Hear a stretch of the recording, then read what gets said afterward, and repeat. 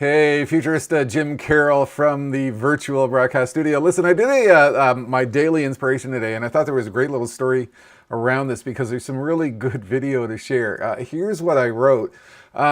Technology in the future, together they have an amazing ability to enlighten and enrage people at the same time. Now, the backstory to this is we're in a new neighborhood, my wife and I, a wonderful new location, and I've becoming the local computer support person, and I've always done this. Look, I've been online since 1982. I've dealt with every type of technology, and I've long observed that a lot of folks tend to struggle with some of the things that computers do, and it's not uncommon. I actually wrote an entire book about this in way back in 1997. It was called Surviving the Information Age. My wife and I, Krista and I, we actually went to libraries and we dug out stories about the arrival of computer technology in like 1964, 1968, and all the stuff that baby boomers had to go through when these machines arrived into the workplace and arrived into our lives, and just captured these magical stories about the very unique relationship that this generation has with technology. This evolved obviously into a speaking topic, but it does have profound implications in the world of business as we go forward into the future. What I find is that there's a lot of really bad design out there. There's a lot of struggles that people go through because a lot of companies aren't really good at doing what they need to do to make this stuff simple. And a very good example, and I wrote this into the blog post this morning, is what's happening with automotive companies as they try to become computer companies, and they're putting in place these cumbersome, clunky means of interacting with your car dashboard, and it's absolutely infuriating. Look, people get angry, people get mystified, people get frustrated, people get, kind of wound up about what they have to go through each and every day, and I witness that as I become sort of the neighborhood computer support person. What I want to do is I want to play a couple of clips for you from a keynote I did back in 2013 where I was focused on the stories from surviving the information age, because this was a heck of a lot of fun. It was a great keynote with a lot of humor, but really put into perspective the challenges that we went through along the way. So the first one I'm going to play is just sort of sets the stage for what was going on back in this unique period of time. The result of all this is, I think we are a very unique generation. We are the only generation who have met the punch card. I have a 17-year-old son and a 19-year-old son. They've never known a world that does not have the internet. They've never known a world through the last 10 or 15 years in which they have not had a mobile device available to them. They've never known a world in which they have not had the encyclopedia of human knowledge at their fingertips. Our great-grandparents never had to deal with this stuff. And we're the only generation who went through this transitional period of time over the last 30 to 40 years that has saw the arrival of all kinds of fascinating new technology into the workplace. And you know what it has done to us? It has completely freaked us out. It has. I think what has happened here, and this has long been a theory of mine that I've explained on stage, is, look, boomers, we've been through the worst of technology. We've seen stuff that our kids will never see. I want to share with you one of the stories that made its way into the book. It's the no plate story, and I use this to great effect on stage for years because it described what happened in the early days of computer technology when a motor vehicle registration group was trying to computerize their operations. The thing is, this type of thing still happens. Watch this story unfold, because it is kind of absolutely fascinating. When I was researching this book, I found absolutely magical stories of what happens when technology goes wrong. There was a guy in Oregon, true story, he wanted a custom license plate. And he got the form to get the custom license plate. There's 3 areas you fill on the form. You get 3 possible choices. He was a sailing enthusiast, so he wrote in yachting. He wrote in sailing. He couldn't think of a third option, so he wrote in no plate. He sent in the form. 2 weeks later, he received in the mail his custom license plate. What did it read? No plate.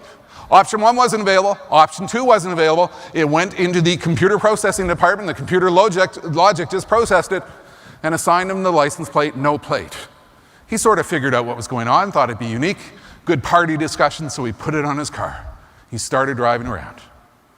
In a week, he got a summons from the Transportation Administration for the state with a ticket.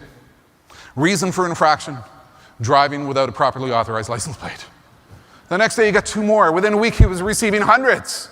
And he was calling them, trying to figure out, why am I getting all these tickets? They finally figured out that what was happening was an officer would find an abandoned vehicle and would write in the reason for the infraction, no plate.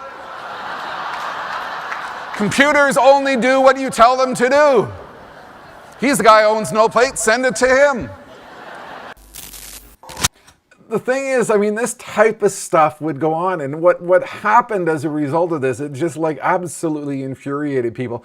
I want to share with you the coffee cup story, and you know, I don't want to make fun of people who struggle with technology, but I can see this type of thing happening. Listen to this one. You know, Dell put out a story in the mid-1990s, you know, of one of their service calls that came in. And the lady called in, and she said, my coffee cup holder is broken. Ma'am, what are you trying to say? We're Dell Computers, we sell computers. She says, I know, and my coffee cup holder is broken, and I'd like to get it replaced. The guy tried to spend 5 minutes trying to figure out with her what the heck was going on. He finally realized what she was doing. She'd come into the office in the morning, she'd have her cup of coffee, she'd walk up to her computer, she'd press the button for the CD-ROM tray, it would slide out, and she'd put her cup of coffee on top of it. The darn thing finally broke off.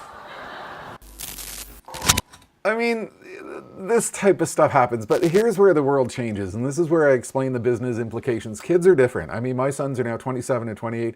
They've never known a world without the internet. They've never known a world without mobile devices. They've never known a world of massive connectivity. They never went through any of the stuff that we went through with technology. And so what I would explain on stage is, look, you know, a lot of people in the workplace today, boomers and such, just feel absolutely battered and bruised by what they go through when it comes to technology. And the challenge is this. We're seeing a lot of connectivity in organizations. We're seeing the industrial Internet of Things. We're seeing home microgrids. We're seeing cars become computers. We're seeing thermostats become connected. I mean, we're going into this technologically advanced world.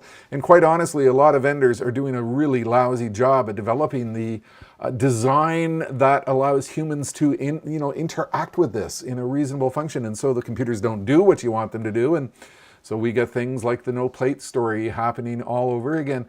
What I've explained, I think, is for a lot of folks, you know, they sort of fall prey to this mindset. Progress is great, but it's gone on way too long. Make it stop, make it slow down, make it go away. I don't want to have to deal with all this stuff. That's not going to happen, though. I want to share a story with you that really puts all of this into perspective as to how kids are different. Give this one a watch. Ladies and gentlemen, please welcome Mr. Jim Carroll.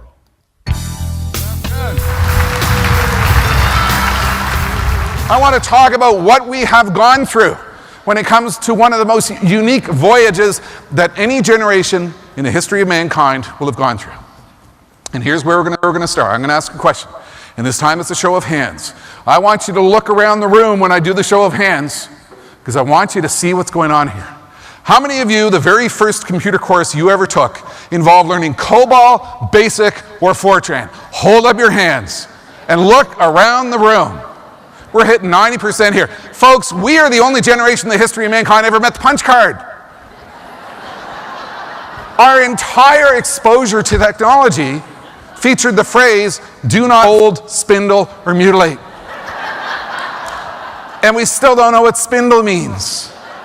Think back to what we have witnessed. No other generation in the history of mankind is ever going to go through what we've been through. And I think that makes us powerfully unique. Here's a little cartoon that puts in perspective the reality in which we find ourselves today. Here's a kid helping his father install some software. Okay, Dad, you've loaded the disk. What you got to do is you got to transfer the file to here. Double click to open it, Dad. So, you know, the child's being very patient with his father, walking him through step by step how to install a piece of software, because his father is one of these baby boomers who's been through this unique voyage with technology through the years. And the last frame really captures the essence of the unique period of time in which we find ourselves today. See, Dad, that's how you install an internet porn filter. Think about it. You know, this is extraordinary stuff. The thing is, Kids are different. Kids are different. They have a different relationship with technology. And here's the business implications. As they come into the workforce, they don't have any of the hesitation that we're seeing that the older generations have had. I mean, this is obvious. And I've gone into a lot of situations, for example, in the world of healthcare.